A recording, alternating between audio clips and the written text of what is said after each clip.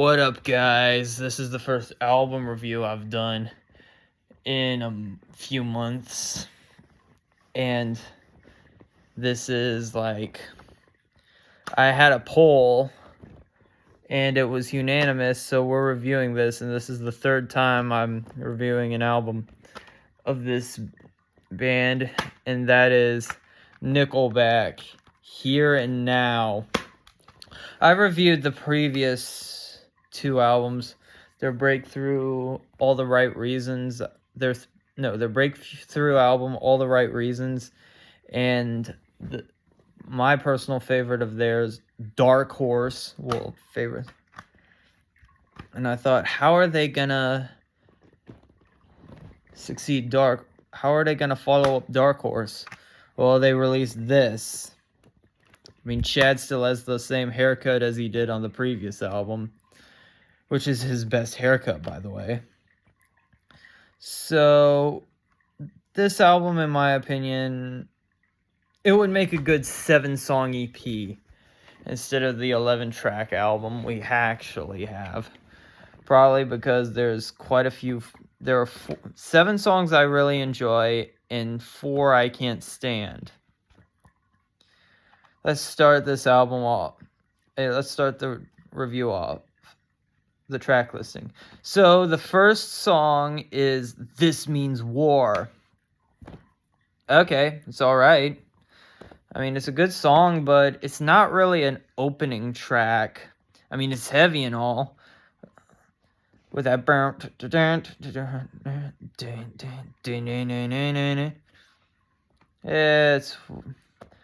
but it feels like it was tailor-made for like Call of Duty montages on YouTube. So I guess it could be useful for that. The next song, Bottoms Up, is like a drinking song. It's another heavy song. I don't know what guitar tuning Chad and Ryan are in for this song. It feels like drop D, though. And Chad is talking about Jim Beam, JD, whatever you need, or Black Tooth 40 proof straight gasoline. Like,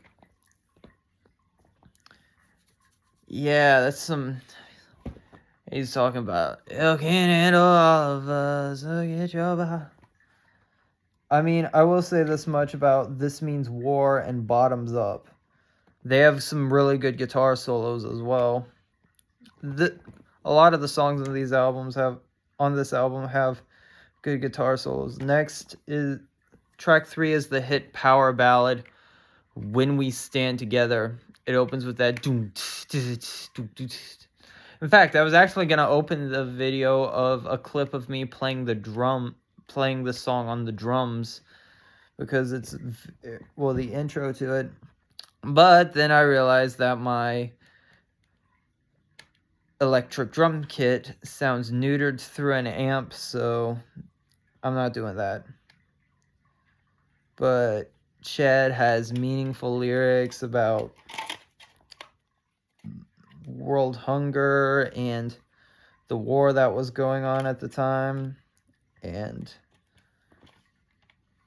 like he wants world peace or whatever. It's so funny that he opens the album opens up with This Means War, and literally the third track is sort of about a call for world peace. Like, let's see, like he's saying, hey, yeah, yeah, yeah, we must stand together.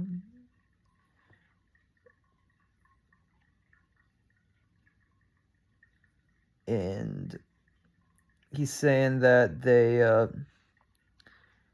don't know if he's talking about the news or the government or what, but they tell us everything's all right and we just go along wrong. But how can we fall asleep at night when something's clearly wrong? So, yeah. Then, probably the best song on the album, in my opinion. I mean, I never heard it on the radio until, I've never heard it be played in like restaurants or on the radio or whatever. I did read that this album didn't have any hits, but apparently that one was a hit single, so I don't know. So the next song is one of their more sleazy tracks, and we're back to heavy stuff, and it's another one of my favorites on the album, Midnight Queen. Just get a load of this intro line. I'm in a bar full of bikers and a handful of junkies, and there's a 50-50 chance that one of them plans to jump me. I know that they're planning to jump me.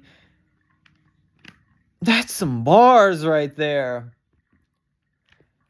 And basically, it's some terrible innuendos and gun puns, and Chad's pretty much singing about, like, a waitress and, like, how she's gonna be his midnight queen. And oh my gosh, the guitar solo on this one. But yeah, and apparently she walks like a model but talks like a trucker. Bars. But yeah, it does sound kind of creepy. Well, some of the lyrics are a bit creepy. Feel like a king and she's my ace in the hole. That's not one of the ones. But just like, man, like this song, while it's a really good song, one of the few good songs on this album, it raises eyebrows. Piggybacking off that song is the next song, Gotta Get Me Some. This is another storytelling song on how Chad went out on the town with his friend last weekend, and his friend's ex-girlfriend's friend was there alone. And he thought that she could really handle alcohol just by how many rounds she bought. And it's weird, he really objectifies her in this song, saying like she flickers like a sticker on a new Ferrari, and she's a scene from a Baywatch rerun, and she's hotter than the barrel of a squeeze machine gun, and apparently she can get lower than a Maserati. So he name dropped 2 expensive Italian sports cars to describe her. Wow. And apparently she smokes a little homegrown and drinks a little Cuervo. And she's got a fast car, hotter than a dance bar, looking like a rock star.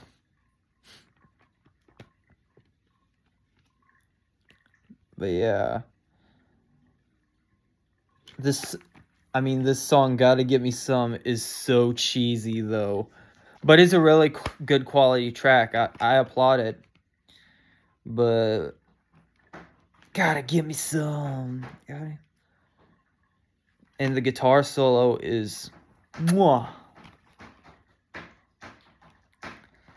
The next song is we're back to the ballads, and this one's got a good message. But instead of the guitar, Ryan Peake plays the piano on this one. Chad doesn't play anything except sing on it. And apparently the only guitar being played is by an outside studio musician. And I can't hear the guitar in it at all. But I relate to the chorus of this one. But the piano is really good. It catches you off guard with that.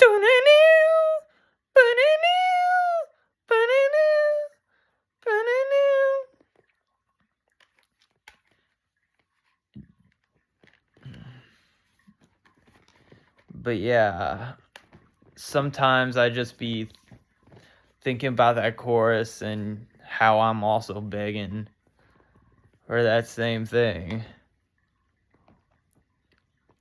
Then from here, the album takes a downturn because we have a streak of 3 terrible songs, starting off with Kiss It Goodbye. I mean, it's heavy. It's them trying to do some more like metal stuff, but they're trying to be like funky dance beat almost. And it's basically Chad complaining about Hollywood and California and New York and fame and all that. Kiss it goodbye. It's always. Next is the ballad Trying Not to Love You.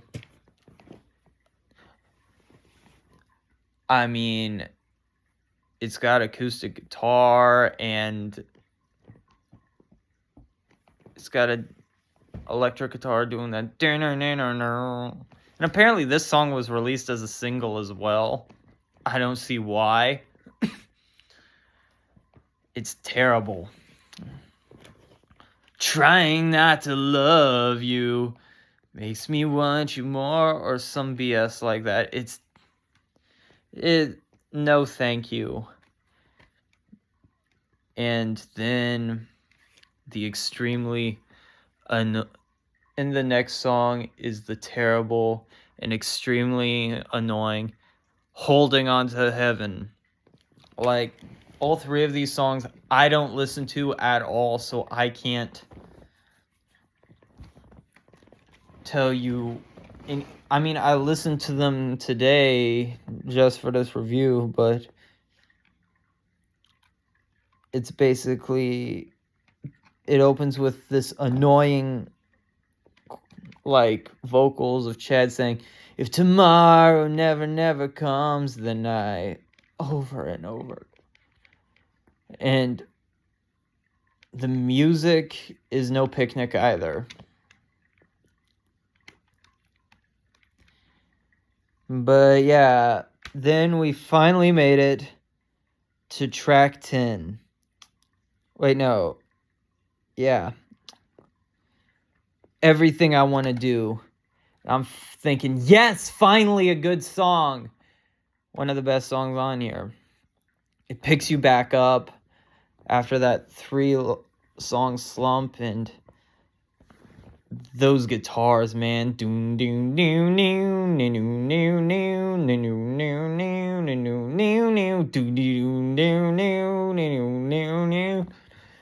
She's got a dirty mouth, but it tastes so clean with every day.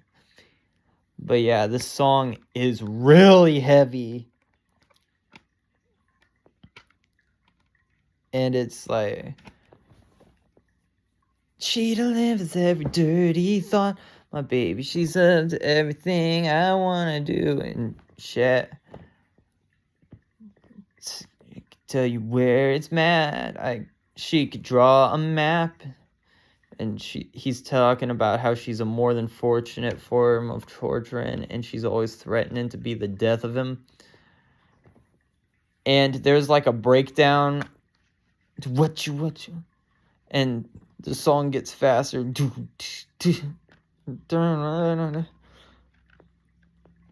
what you wanna do.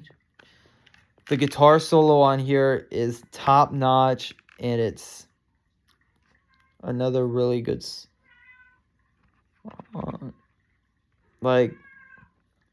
but after that, the final track on here, Don't Ever Let It End, is terrible. It's another one. Chad singing Don't Ever Let It End. Meanwhile, I'm screaming, make it stop. But yeah. And the lyrics here are cringe. After the last 2 albums had some really solid closing tracks like This Afternoon and Rockstar. I mean, those had cringe lyrics also, but please. At least they had good music to go with it.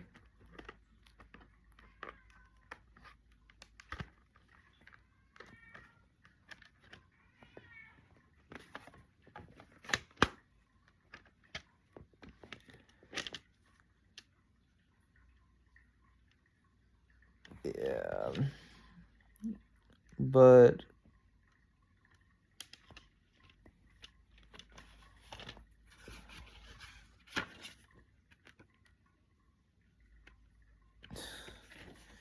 Seriously.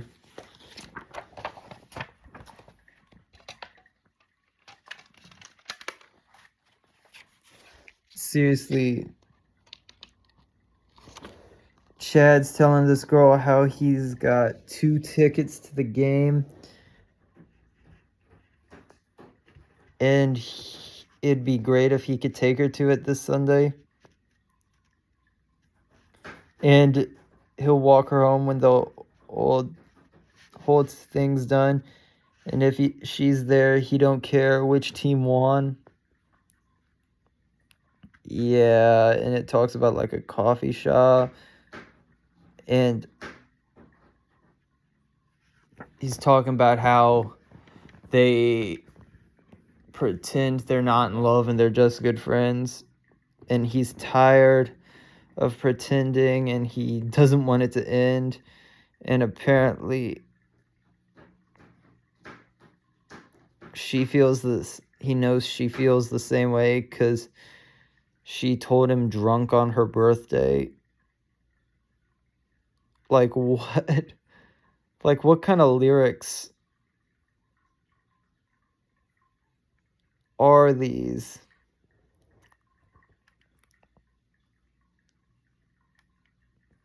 But, yeah. It was, oh my gosh. Like, here's how I listened to the album.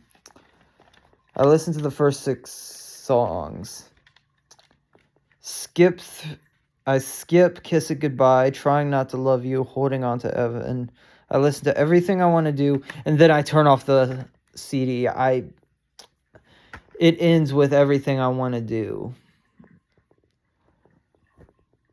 That's just how I'm feeling, because, I mean, I get people most of the time hate Nickelback. I'm not one of those people, but man, this is a downgrade from this.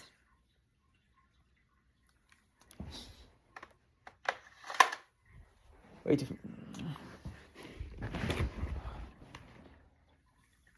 I mean, I get that some of the good songs on Dark Horse were also sleazy, but man. And this would be their final album to be produced by Joey Moy, who would later leave to go and produce like country music, and that's the reason why it sounds the way it does nowadays. And yeah.